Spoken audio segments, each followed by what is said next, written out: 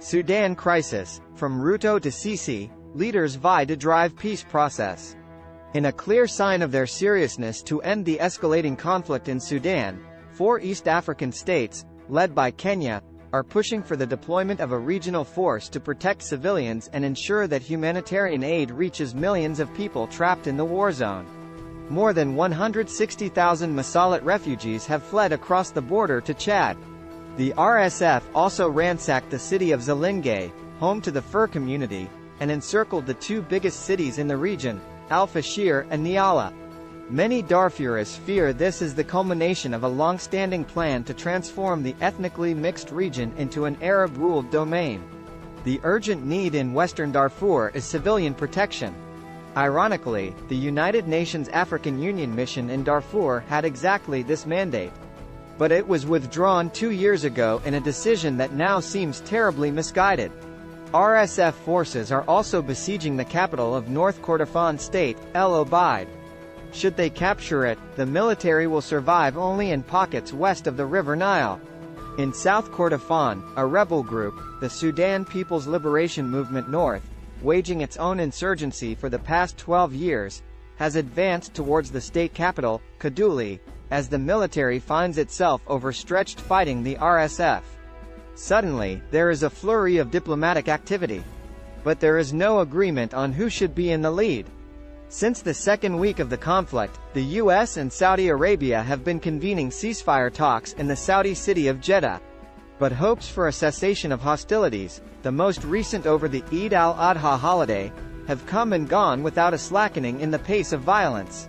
The US and Saudi Arabia say they will float a new proposal in the coming days. They have also made efforts to bring the United Arab Emirates, UAE, on board, which is significant because the UAE is seen as the major backer of the RSF and, according to some reports, continues to arm them. The UAE has not commented on the reports. Just over a month ago, unimpressed with the low energy of the African Union, in responding to the crisis, East African leaders launched their own initiative under the auspices of the regional body, IGAD.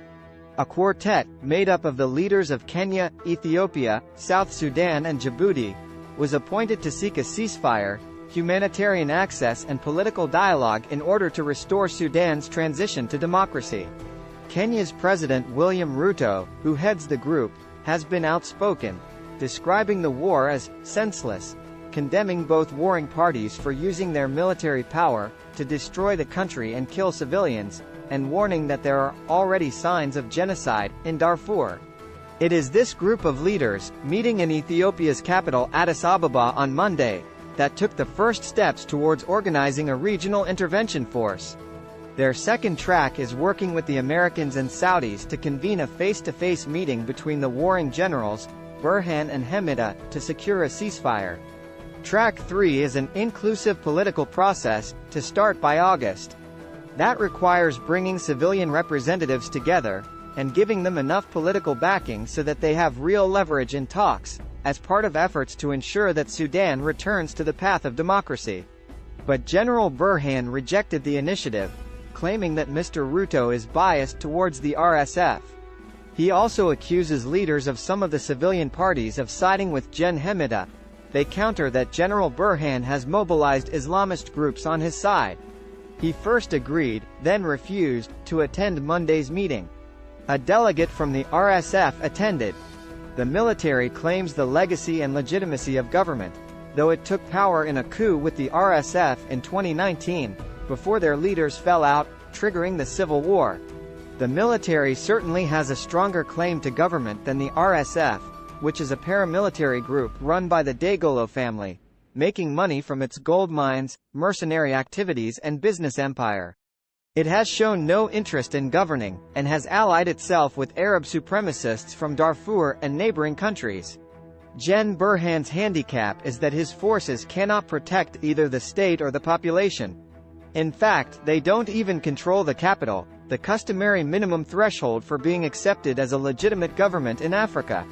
The US initially failed to signal its support for Mr. Ruto's initiative, preferring to stick with the but it has come around to engaging with what is the highest-level African intervention thus far. Sudan's conflict is already destabilizing South Sudan. Gen Hamida demanded that South Sudan cease paying the Sudanese government, meaning General Burhan, for use of the oil pipeline to Port Sudan, the only export route for that country's main source of revenue. South Sudan has not yet commented on the demand. Over the weekend, Mr. Ruto traveled to Chad to confer with President Mahamat Deby.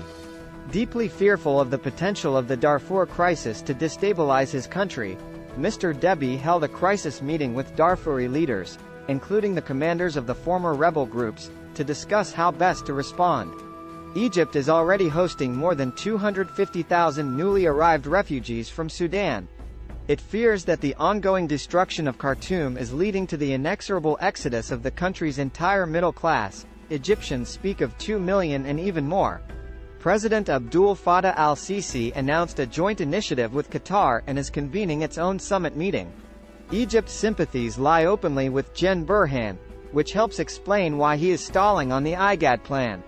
Mr. Sisi sees General Burhan as his most reliable ally in Sudan, and is ready to tolerate a return of Sudanese Islamist groups, which have the backing of Qatar and Turkey, if it means stabilizing the country.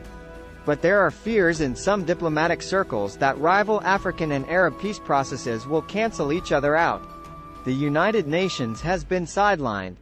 Its special representative for Sudan, Volker Perthes, was chosen for his technical skills in supporting institution building during the now-aborted transition to democracy, rather than experience in mediating a brutal conflict.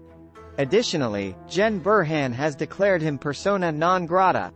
Most Sudanese are dismayed by the UN's failures in Sudan and don't want to see it leading a diplomatic effort.